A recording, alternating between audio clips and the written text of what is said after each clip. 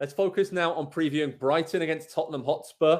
Andy, I'm going to come to you. The Seagulls are only 3 points behind Tottenham going into this game with a game in hand. A clash of styles. I mean, Brighton looked very, very good all season long. Should have arguably won at Liverpool last time out, but got a point in that incredible 3-3 draw where Leandro Trossard got a hat-trick. What do we think about this matchup here? As I said, clash of styles. Brighton love to get on the ball, fluid movement. Tottenham very much counter-attacking, defensively solid. This is going to be a really intriguing one, right? And Tottenham and Brighton, there's always been tight games between these two teams over the last few years. Yeah, it really is a shame that Graham Potter left right at the time that he began to finally achieve what I think was his ultimate goal. And his ultimate goal was to play the total kind of football where you don't really need a striker because you get all your goals from the midfield, from your attacking midfielders. And that's exactly what they've got this season. Trossard with 5, Alexis McAllister with 4, Pascal Gross with 3 as well. They are a very, very versatile team, very progressive in possession and everything. They are going to give Spurs some trouble in this game for all the same reasons that Arsenal gave Spurs so much trouble on the weekend. Their ability to keep the ball and play around you when Spurs sit deeper and deeper. Teams that take unnecessary risks and try to push forward too much or try to get too many combination plays in the middle where Spurs have a numbers advantage. That's where Spurs are able to beat teams. Arsenal were smart to not do that. We're going to play out wide. We have really good fullbacks. We're going to play around you. Brighton can do the same thing. And so I do think this is going to be a lot closer than maybe on paper you would say, oh, Tottenham versus Brighton. I don't care where they are on the table.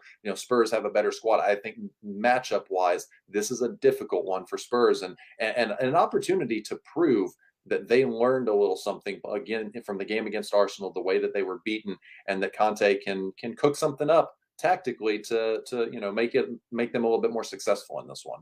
Nick, a couple of things here. I mean, Brighton have won 2 of their last 3 games against Tottenham, so they have had their number a little bit, this group of players. And like Andy said, matches up very different tactically and seems to suit Brighton a lot with Tottenham sitting back deeper.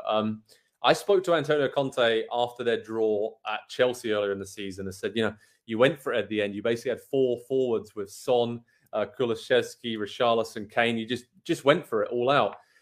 And is that an option for you in games? And he said, I think it is in certain situations. So do you think after being slated a bit for a more defensive approach against Arsenal, do you think we could see something like that from Conte? I mean, he's come out and defended his tactics and said, I know what I'm doing. I don't want to get beaten heavily in games. But do you think in a game like this where they are going to be the favourites, regardless of how well Brighton have started the season, do you think you will see something different, like Andy said, and a more attack-minded approach from Conte, which will surprise Brighton?